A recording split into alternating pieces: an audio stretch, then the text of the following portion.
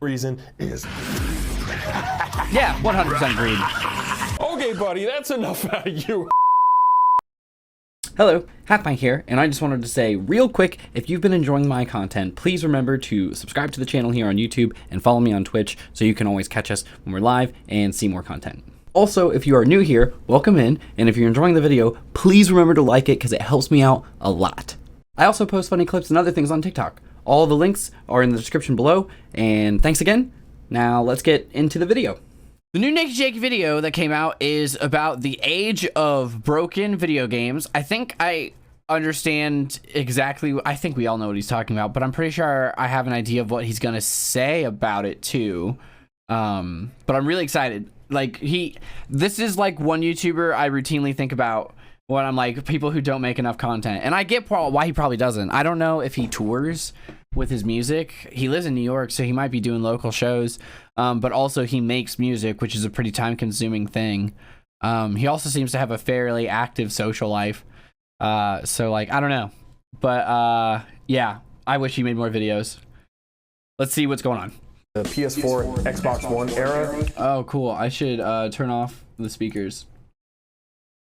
Now, what was he saying about the PS4 and Xbox One era?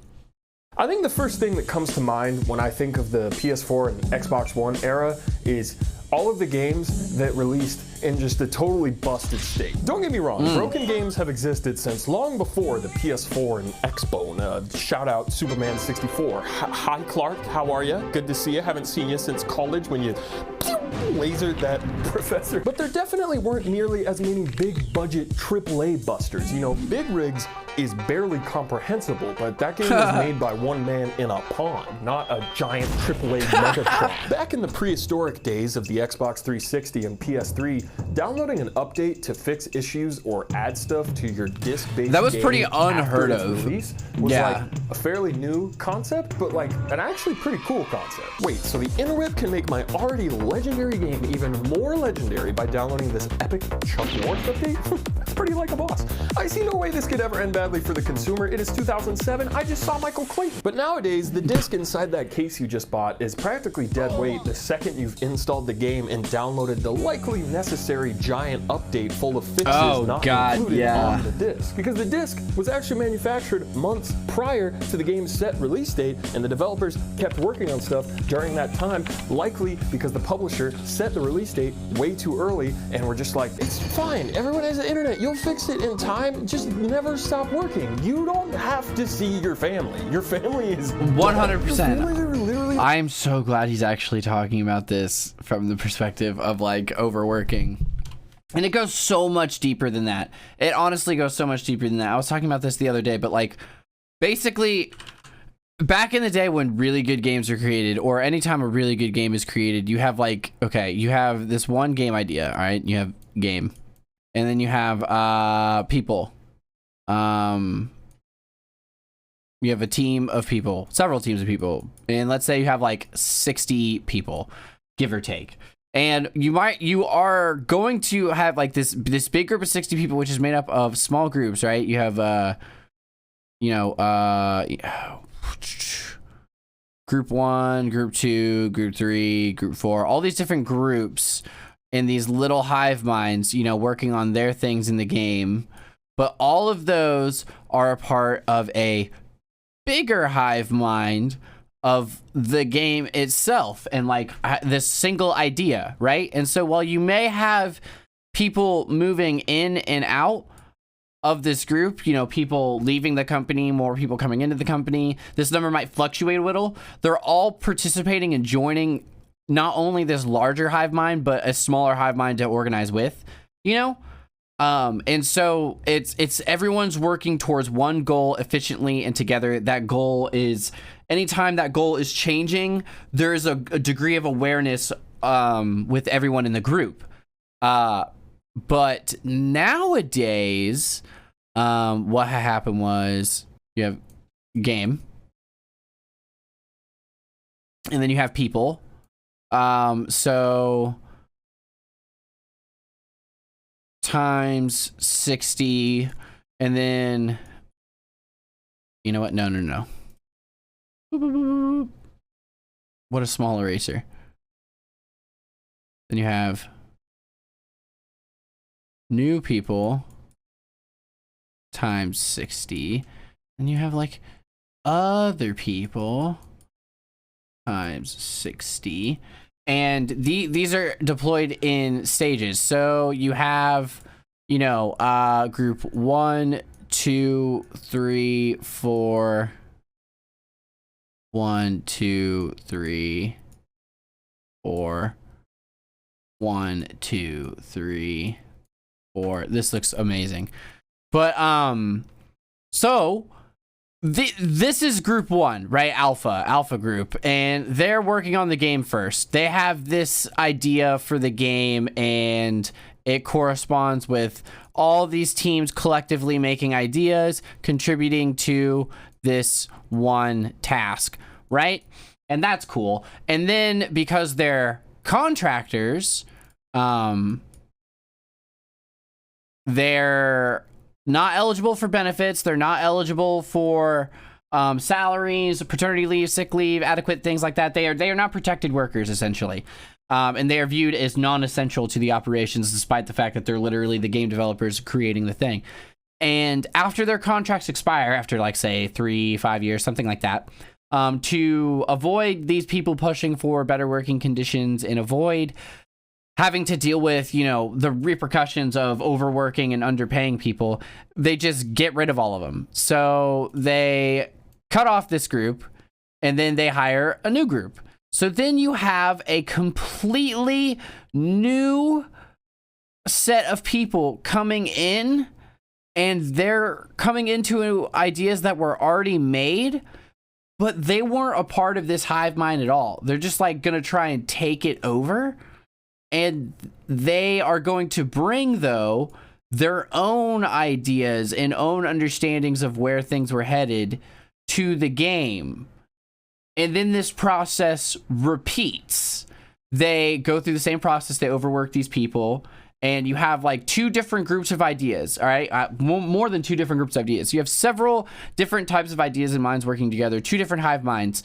And it's actually a lot more complicated than just 2 hive minds, but this is a very top viewed look. And then they cut off this group, and then they go to the 3rd group, and they bring this new group of contractors to this awful system who are coming into ideas even more hard to read because it's from 2 different groups, 2 different hive minds, and now they're going to take their spin and add things to it. And that's why you end up with so many things like unfinished concepts, not fully fleshed out ideas, the start of something great, or just completely buggy messes, or like, how come this section doesn't work at all? Oh, that's because someone in group 3 of the first group was actually working on that. It was on their list, but they didn't get to it before they were cut off. And then it was passed to Team Blue. Team Blue didn't have that awareness to that issue, so they just saw what they saw, picked up from where they could see people left off, and carried things forward as they had an understanding. And then more things like that happened with group 2, group 2 overall, within all of their subgroups, and group 3. So this is how we're ending up with just awful buggy messes, and it all comes back to not wanting to actually take care of workers, not wanting to actually pay people the right thing, which is a capitalistic mindset, because you want to get as much work done for as cheap as possible. In our current system, this is the best way to do that. The cringiest idiots I've ever seen. Why do you want to go home to them? Goofy, your family? Ow! The disc may as well just be a doctor's note that tells your PS4, yes, my son actually does own the game. Now, go ahead and give him the necessary day 1 flu shot. Oh my god, it's 87 gigabytes. Fallout 76 didn't even actually come with a disc, so you actually just got a cool new blue coaster for your psychotic Reddit dungeon. Basically, if you don't have internet access nowadays as a gamer, you're screwed. But my goal with this video isn't just to be like, wow, things used to be better back in the day and now they're all bad, grr, because it's not that simple or true. big budget broken video games exist for a lot of reasons. The first one being making video games is just really hard. I have been openly critical of many big budget AAA games on this channel, but I hope that I have always made one thing very crystal Pepsi clear. A lot of very talented people work very hard for very long, crunchy Nature Valley hours to make even seemingly simple stuff like this possible, and it's crazy. And in order for a game to be even considered pretty good, he is not wrong about like the animation, the being able to store it in the horse, the logic of it. Where does it sit? Are you able to pull it out? Where does it go when you pull it out? All of that. Oh God. Game developing is such a labor of love. It's I wish I had that. I wish I had that in my brain. I wish my brain worked that way. It does not appear to. By the general public, gameplay, sound, story, characters, performance, all of these things have to perfectly align in the gamer night sky. Obviously, modern technology has made creating virtual worlds a lot easier than it was back in the 80s or 90s, and I think we often take that for granted. We've come a long way from the days where 3D was a bit more of a fluid, abstract concept like jazz, and you aimed a gun with the same finger you drove James Bond with. But with better tools and better hardware comes bigger projects, with bigger budgets, with bigger teams, with bigger lists of bigger problems that your big ass better fix with your big tractor. And if you've ever been hanging out with a big group, you know that even doing something as simple as deciding where to go for dinner can quickly become a fucking boss fight. Especially when your friend's mom, who's paying for the dinner, has all these crappy dinner demands because she's trying to... Wow, this is actually a pretty good analogy. God, I love Jakey. Satisfy her dinner shareholders. This metaphor is getting a little goofy. I think you get the point. I know half of you are just thinking about Michael Clayton still. So I think the first obvious reason for AAA games releasing in a broken state is that game development is just insanely hard and requires so much dedicated collaboration and efficient time management, and it's a miracle that any video game ever gets finished and exists at all, and all video games should go to heaven. The second reason... All video games should go to heaven, but I do think we're also in an era where like they just promise too soon. I feel like it's so often we hear gamers saying, and I agree, that like this should have waited half a year, this should have waited a year and a half. Like not even from a we're not ready for a new game yet. It's if anything the opposite. Like we want this game to succeed so badly, we want this game to be good so badly.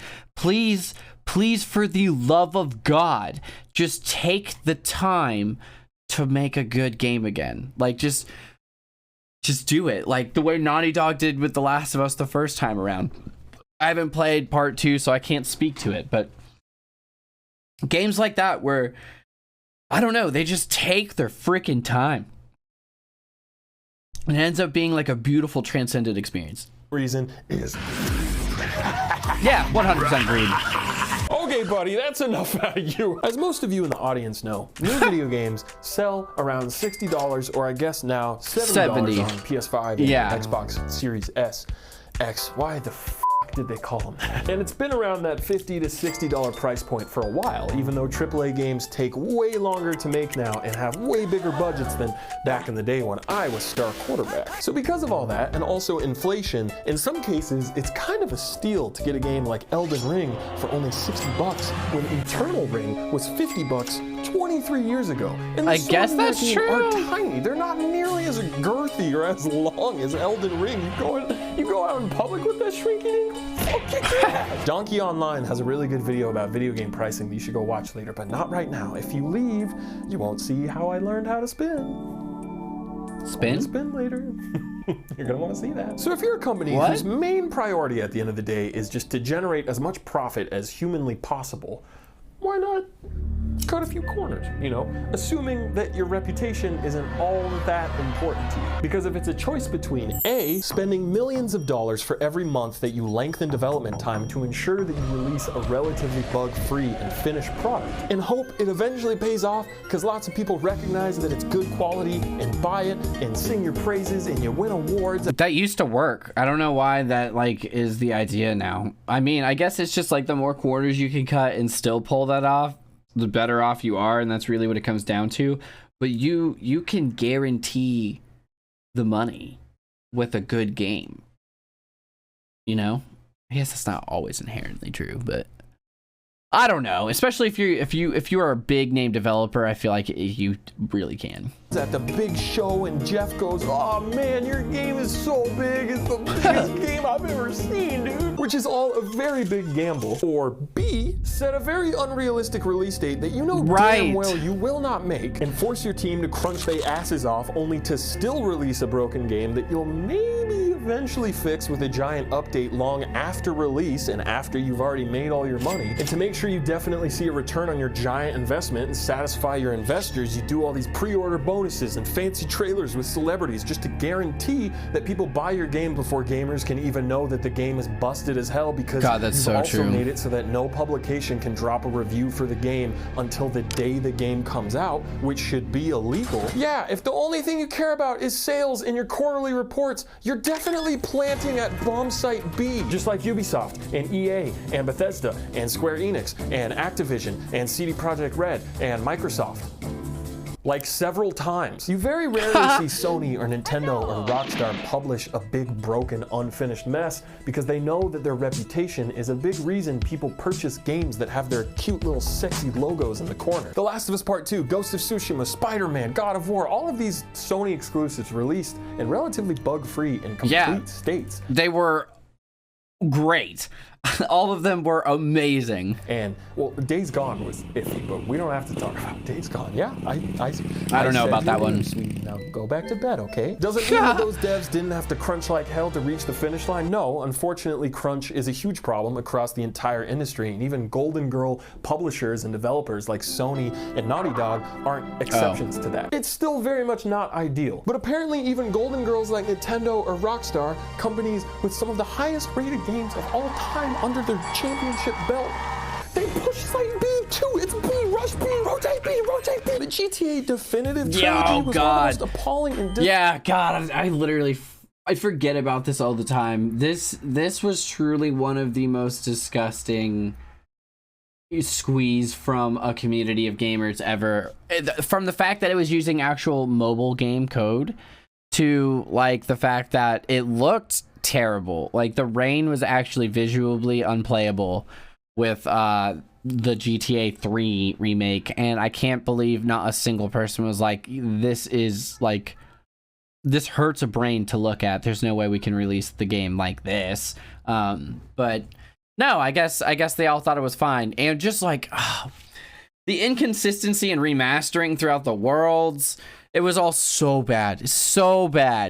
Disappointing misspelled signs of a beloved franchise that the world has ever seen. And this is Rockstar, the company that put out this game, and this game, and this game, and this game, and even this game is amazing. And you know money isn't tight with how much of a cash cow GTA 5 continues to be 10 years later. Like, this isn't an indie publisher rushing out Hog Simulator 3 because they're strapped for cash after their Kickstarter failed. No, this is Rockstar. It's just greed. I don't know if it falls on Rockstar or their parent company Take-Two, but at some point, someone or someone's somewhere said, we'll do it live! And Nintendo, they just published the 2 lowest rated mainline Pokemon games to ever exist. Games now famous online for their hilarious bugs. And I ain't talking about Caterpie. And even if there's a fun game buried underneath all the bugs, it should be illegal to advertise and sell a product in this state. And that brings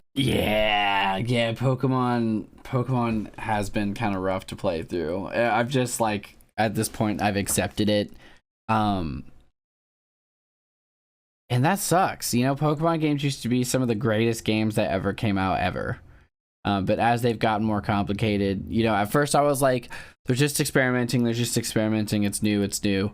But at this point, this is like 3 games now. 3 games that released in pretty buggy, not great states. Just very underwhelming. And that sucks so hard. Yeah, it sucks so hard. Brings me to my final reason that I think broken AAA games will continue to exist. you. I touched on this in my ads and video games video, but oh my god, stop pre-ordering games. That's why these companies keep promising honestly hot lunch square pizza and then go, psych, you're getting slapped. Because they know the average consumer is gullible as hell and overly trusting and super loyal to their favorite thing, and they prey on those sensibilities to make sure that your money ends up in their pocket. And it does. Every single time. Pokemon was busted as hell and still sold 20 million copies. It's like serious gamer Stockholm syndrome, where people will watch a pre-release review for a game like Dying Light 2 on IGN or GameSpot and defend the game like their f***ing life depends on it, even though they haven't even played it yet. Okay guys, but remember, this is without the day one patch, and we all know those usually fix everything. You can't spell ignorant without IGN or ants. And even months after what the, oh my god, I mean, he's not wrong, but also, damn, I looking back, I can totally remember myself doing that. Like, well, the best way to test, like, it's impossible to test everything, you know, like, a good way to test is to let the gamers test. And maybe what they should just do is, you know, open betas then. Open betas, like, a few months leading up to release date, but that would still require doing way more of a, you know, open or a way lengthier timeline for development. God. Why do we suck so hard? I need to stop pre-ordering games. I totally pre-ordered Pokemon. I'm never going to pre-order a game again. I'm saying it now. I'm never going to pre-order a game again, chat. I did pre-order Dead Space because it came with Dead Space 2 if I pre-ordered it, and I got 2 games for $60. I feel like that was worth it. Damn it. I'm never pre-ordering again. The damage is done and a broken product has sold millions of copies because apparently gamers have toasters for brains. People in the comments will once again applaud and defend companies like EA or CD Projekt Red for sticking Never with their EA. game and Never EA. Never. No one should ever be defending EA. Who defends EA other than maybe like Madden and 2K players? Who defends EA? Oh my god. I don't even think they do anymore. Never do that. fixing it long after release, which it's like, I guess that deserves some level of praise, maybe. You know what I mean? It's like you buy a taco for the full price because you advertised a full taco on the fucking taco screen. And when you get that taco, you open up the greasy paper just to see a busted ass half taco shell with only beans on it. Only beans. Oops, all beans. And then 6 months later, a Taco Bell employee rings your doorbell and gives you the other half of that busted taco that still doesn't have all the meat on it that they promised. And your response is to start clapping? Like, thank God I got my cheese. Don't get me wrong, definitely throw love to the hardworking individual devs that actually got in the crunchy taco shell trenches. What is happening there? This broken mess back together. But give zero f***ing credit to the shitty overlord Taco Bell EA Corporation responsible for that broken taco that you paid full price for in the first place. God damn it, I need a taco or at least a churro to the throat. He's really making me watching, really making me want to taco. Initially broken games can eventually blossom into really good ones like No Man's Sky, Master Chief Collection. Final Fantasy XIV was like completely reborn, pun intended, and people love it now, and that's awesome. But this cycle will repeat as long as gamers continue to buy games and pre-order games before even knowing if it runs as well as the pudding on their treadmill. The only possible change starts with you and what you choose to spend your money on. Otherwise, we're just gonna keep getting anthems shoved into our ant holes. But you know what they say, you can't spell Nakey Jakey without Jane. It's true. I'm gonna start uploading more stuff to the really, Kevin? So if you want to go subscribe to my twin, you can get some no indie V, slop Nakey in between Jakey. my AAA prestige exclusive DLC Nakey content. Thank you to Honey and Jakey and Jakey Attorneys at Law for sponsoring this video. Get at me on Instagram or Twitter, or don't. I can't enforce that as I am not your legal guardian, and I'll see you next time on. All right, so my main takeaway today is that I am never pre-ordering a game again, chat. Never. They will never change their behavior unless money persuades them to. So like, we need to stop pre-ordering games. It is harmful to us. That sucks. Because it started out as such a favor, you know, like, oh cool, I can secure my copy, so I make sure I get it. Manufactured scarcity, dude. Wow. Capitalism is butts. It really can and will ruin everything with time and greed. It's awesome. Thanks for watching, guys. Follow me on Twitch to join us live, like and subscribe, and I will catch you later.